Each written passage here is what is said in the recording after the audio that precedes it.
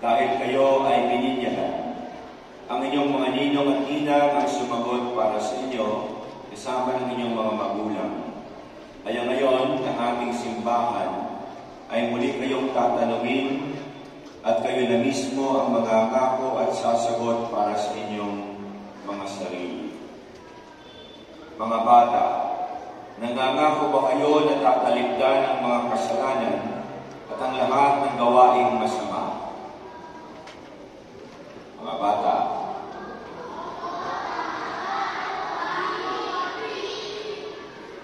sumasampalataya ba kayo na ang Diyos ay ating Ama at Siya ay nagbibigay buhay